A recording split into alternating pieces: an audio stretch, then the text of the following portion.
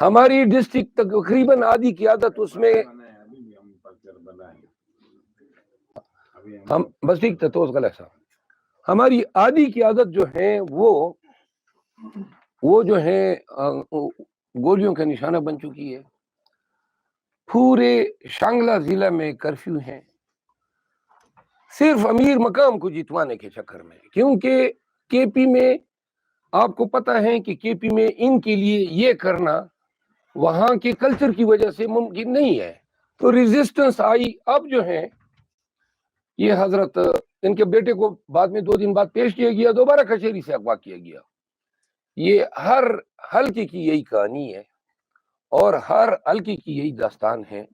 عامر مغل صاحب مختصر صاحب بتا دیں کہ کب آپ نے لیڈ کی بتائی اور کب آپ کو بتایا گیا کہ فارم 47 میں کیا ہوا ہے؟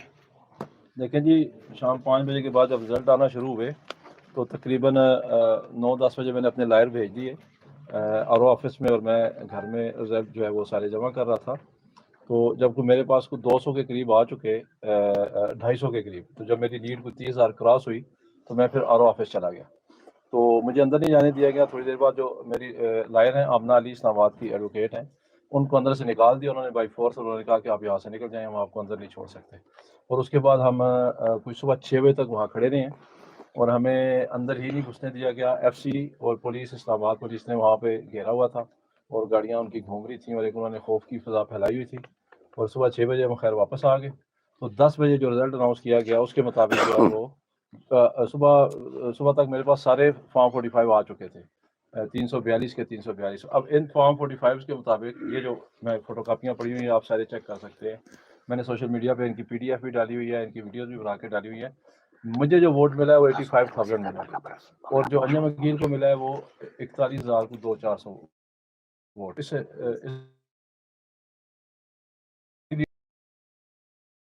اڑا کے اس کو دے دی گیا کوئی 81,82,000 ووٹ, اور مجھے دیا گیا 44,000 ووٹ. یعنی کہ اس کو سوئچ کیا گیا رزلٹ کو. میرے رزلٹ پہ اس کا نام لکھ دیا گیا, اس کے رزلٹ پہ میرا نام لکھ دیا گیا. یہ صرف میرے ساتھ ظلم نہیں ہوا, 47 میں بھی یہی ہوا ہے. وہاں 53,000 ووٹ کی ڈکیتی ماری گئی ہے اور 48 میں 50,000 ووٹ کی وہاں پہ ڈکیتی ماری گئی ہے. تو یہ اسلام آباد کی جو عوام ہے, 22-24 لاکھ عوام, ان کو بھیڑ بکریاں سمجھا گیا. یہ کوئی بھیڑ بکریوں کی طرح ہے, ان کو آپ لا کے ذبح کر رہے ہیں. تو ہم یہ عوام جو ہے یہ اپنا مینڈیٹ آپ سے واپس لے گی. ہم تینوں سیٹیں اسلام آباد کی جیتے ہوئے ہیں اور تینوں سیٹیں انشاءاللہ ہم آپ سے واپس لیں گے. ابھی کرنٹ سٹیٹس یہ ہے جس طرح آپ کو شیخ افضل بھائی نے بتایا, ہم آج ECP گئے تھے تو انہوں نے جو فارم 48 جاری کرتا ہے دوبارہ کنسولیڈیشن کے بعد, اس کو روک دیا ہے, اور انہوں نے فی الحال اس کو رزلٹ کو کنسولیڈیٹ کرنے سے روک دیا. آج ہمیں اس پہ اسٹے مل گیا. اچھا, میں آپ کو بتاتا چلوں کہ عدالتوں میں یہ فارم 45 کی بنیاد پہ فیصلے ضرور ہوں گے, اور یہ کوئی ریورس ہوگا, کوئی مہینے بعد, کوئی 2 دن بعد, کوئی 6 ماہ بعد. اصل مقصد یہ ہے کہ حکومت سازی ان جیلی کاغذات اور کی بنیاد پہ کر دی جائے, تاکہ بعد میں جو بھی سکسیسفل ڈکلیئر ہو یا ان سیٹ ہوتا جائے گا تو تب تک یہ حکومت بنا بھی چکے ہوں گے اور اپنے آپ کو مستحکم بھی کر چکے ہوں گے. ہم نے, ہمارے چیئرمین صاحب نے یہ ایڈوائز کیا ہے امیدواران کو کہ آپ عدالتوں سے رجوع کریں. میری ذاتی رائے یہ تھی, پارٹی کی نہیں تھی, لیکن پارٹی میں نے یہ ذاتی رائے دی کہ اس طریقے سے تو ہم ان کو موقع دے رہے ہیں کہ مینڈیٹ عوام کا چوری کریں, اور یہ پاکستان کی تاریخ کے تاریخ ترین لمحات ہیں جب 185 کے ممبران نیشنل اسمبلی جو پاکستان تحریک انصاف کے منتخب ہوئے ہیں, ان کو آپ صرف نام چینج کر رہے ہیں, یعنی وننگ کے بجائے جو ڈیفیٹڈ کینڈیڈیٹ ہے اس کو لیڈ دے رہے ہیں. اس طریقے سے جمہوریت جو ہے وہ مکمل طور پہ ڈیریل ہو چکی ہے. پاکستان میں کبھی مارشل لاء کے دور میں بھی اس طرح کا رویہ جو ہے انسانوں کے ساتھ, عوام کے ساتھ اپنایا نہیں رکھا گیا. میری ذاتی رائے یہ ہے اور تھی کہ ہم نے بہت سہا, 9 مئی کے بعد, 9 مئی کے ڈرامے کے نام پہ ہمیں انہوں نے ظلم و جبر کا شکار بنایا, اور اب یہ وقت ہے ڈو اور ڈائی کا. یعنی کر کیا رہے ہیں یہ اس ملک کے ساتھ، اس نظام کے ساتھ کیا کر رہے ہیں؟ اور کون سا، ذرا خاموش ہو جائیں یار، کیسے آپ لوگ ہیں؟ اس کے بعد یہ کیا چھوڑ رہے ہیں؟ نہ جمہوریت ہے، نہ عدالت ہے. پہلے سے ہی یہ سارا نظام جو ہے کنڈم ہو چکا تھا. ہم اس امید پہ تھے، اور آپ نے ہمارے پاس واحد راستہ یہی چھوڑا کہ ہم اپنے آپ کو عوام کے رحم و کرم پہ چھوڑے. عوام نے اپنا فیصلہ دے دیا، اب آپ اس فیصلے کو بھی چھین رہے ہیں. اس کا مطلب یہ ہے کہ آپ نے تہیہ کیا ہوا ہے کہ آپ ہمیں دیوار کے ساتھ لگا رہے ہیں. صرف نواز شریف کے لیے ہم چیختے رہے کہ ایک نواز شریف کو لانے کے لیے پورا ملک جو ہے داؤ پہ لگایا گیا ہے، پورے ملک کی تمام اقدار کو داؤ پہ لگایا گیا ہے، قوانین کو تہس نہس کیا جا رہا ہے. میرا مشورہ یہ تھا کہ ہمیں لانگ مارچ کر کے اسلام آباد پہ مارچ کرنی چاہیے، اور یہاں پہ یا تو یہ ہمارا سوا ساتیاناسی کر دے، زندہ رہنے کی ضرورت ہی نہیں ہے. یہ کر کیا رہے ہیں؟ ہمیں یہاں پہ دھرنا دینا چاہیے، سٹ ان. اور سٹ ان تب تک ہم اٹھیں جب تک یہ یا ہمیں سرنگوں نہ کر دیں کہ ہم کہیں بس جی ہم پھر جو آپ کہہ رہے ہیں ہم مان لیں کہ ٹھیک ہے، یا پھر یہ جو ہے قانون کے تحت اپنے آپ کو لا کو سرنڈر کر دیں. سب کچھ ہمارے ساتھ ظلم و بربریت اور جبر کی انتہا ہے، اور عدالتوں سے تو ہم مایوس ہو ہی چکے ہیں. پورے پاکستانی قوم مایوس ہو چکی ہے. ہمارے پاس اب عدالتیں رہی نہیں ہے، عدالتوں کا آپشن ہی نہیں ہے کہ عدالتوں سے ہم توقع رکھے کہ وہ کوئی کیا در عدالتوں کا ہے، کیا در عدالتوں کا ہے کہ جی یہ انتظامی افسران کو آپ کا چیلنج کرنا بھی توہین عدالت ہے. بیٹ کے نشان کے ساتھ لڑنا آپ کا حق نہیں ہے. اور اب ہم ان کے پاس جائیں، ان کو پتا تھا محض انتخابی نشان چینے جانے سے جو پاکستان تحریک انصاف کا ووٹ خراب ہوا ہے، یہ بنگن اور باجے اور ڈول کے چکر میں، اس کی تعداد 6 سے 7 ملین تک ہے. تو لہٰذا اس پریس کانفرنس کے ذریعے ہم تمام ارباب اقتدار کو یہ اپیل کرتے ہیں کہ وہ اس کے ناخن لیں. آپ پاکستان تحریک انصاف کی قیادت کو مجبور کر رہے ہیں کہ وہ کال دیں لانگ مارچ کی، اور بے شک آپ اس کو دوبارہ 9 مئی بنانا چاہیں، یا آپ کے ذہن میں کئی ہو کہ ہم اس کو بھی ایکسپلائٹ کریں تو کر لیں. ایسے صورتحال میں زندہ رہنے سے تو بہتر ہے کہ ہم مر ہی جائیں. کر کیا رہے ہیں آپ اس ملک کے ساتھ، اس ریاست کے ساتھ، اس نظام کے ساتھ، 185 کے ایوان کے ساتھ، ممبران کے ساتھ، منتخب شدہ پارٹی کے ساتھ؟ آپ یہ 50,000 کی لیڈ اور 1 لاکھ کی لیڈ سے جیتا ہوا شخص جو ہے وہ 30,000 سے ہار رہا ہے، صرف آپ کے جیلی فارم 47 پہ. یہ کون کر رہے ہیں؟ یہ وہی آر اوز اور ڈی آر اوز کر رہے ہیں جن کو لاہور ہائی کورٹ نے کہا تھا کہ یہ انصاف کرنے کے اہل نہیں ہے. لہذا میں اپیل کرتا ہوں کہ اس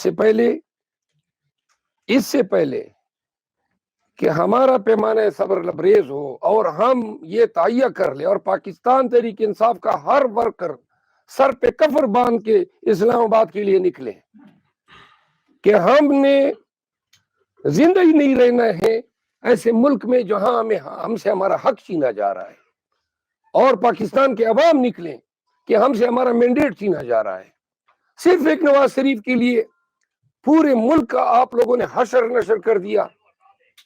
تو لہذا دس بستہ اپیل کرتے ہیں، خدا کے لیے اس ملک کی سالمیت پہ رحم کرو، جمہوریت پہ رحم کریں، قانون جو کتابوں میں لکھا ہوا ہے اس پہ رحم کریں.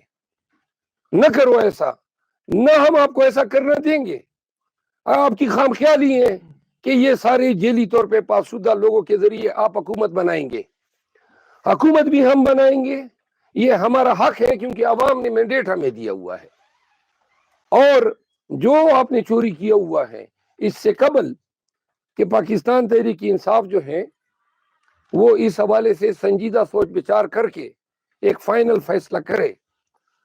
ہم پاکستانیت کے نام پہ، ہم فیئر پلے، جسٹس اور قانون کے نام پہ اپیل کرتے ہیں کہ آخری موقع ہے پاکستان کو سنوارنے کا. کوئی حکومت نہیں چل سکتی ہے جیلی مینڈیٹ کے ساتھ. اگر آپ کا خیال یہ ہے کہ منتخب عمران خان کی پارٹی کے ممبران ہیں اور مسند اقتدار پہ آپ نواز شریف کو بٹھا کے نظام چلائیں گے تو آپ کی خام خیالی ہے. یہ جو نفرت کے شعلے بڑک چکے ہیں یہ مسئلہ جو ہے پھر پاکستان کے عوام خود جو ہے فیصلہ کرے گی کہ راست اقدام کیا اٹھانا ہے. آپ سب کا بہت شکریہ.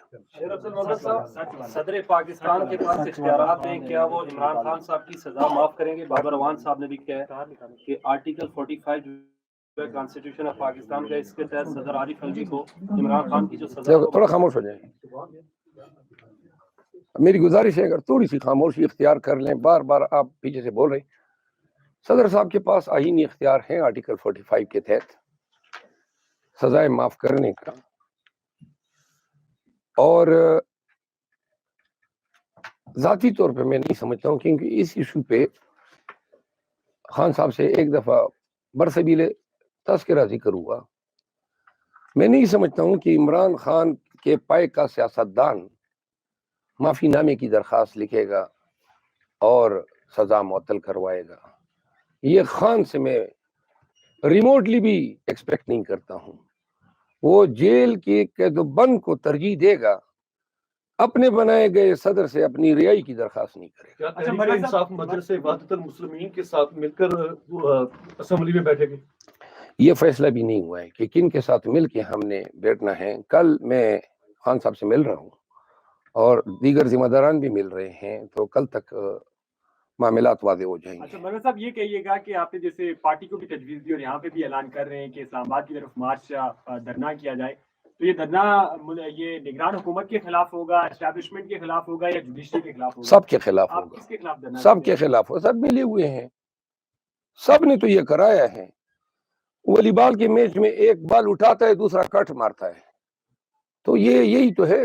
سب نے مل کے، election commission, establishment, supreme court, سب نے مل کے ملک کو اس نہج پہ پہنچایا ہے. تو لہٰذا ہمارا اختلاف اور احتجاج ان سب کے خلاف ہے. پی ایم ایل این کلیم کر رہی ہے کہ ہم نے 30 سے 35 ریزرو سیٹیں اچیو کر لی ہیں. ریزرو سیٹوں کے حوالے سے آپ کی پی ٹی آئی کی کیا پلاننگ ہے؟ جو ہماری نام دیے گئے تھے تحریک انصاف کے حوالے سے، کیا کسی جماعت کے ساتھ مل کر کوئی اس کے اندر؟ جی ہاں، وہ ہمیں کوئی اس میں مسئلہ نہیں ہے. ہمیں اپنی ریزرو سیٹیں ملیں گی. شیر افضل محمد صاحب، آپ نے اپنی ذاتی رائے تو دی ہے کہ لانگ مارچ کرنا چاہیے اسلام آباد کی جانب. جو دیگر کور کمیٹی کے ارکان تھے، کیا ان کی جانب سے بھی اتفاق کیا گیا ہے؟ اگر نہیں کیا گیا تو ان کی کیا رائے تھی اس معاملے پر؟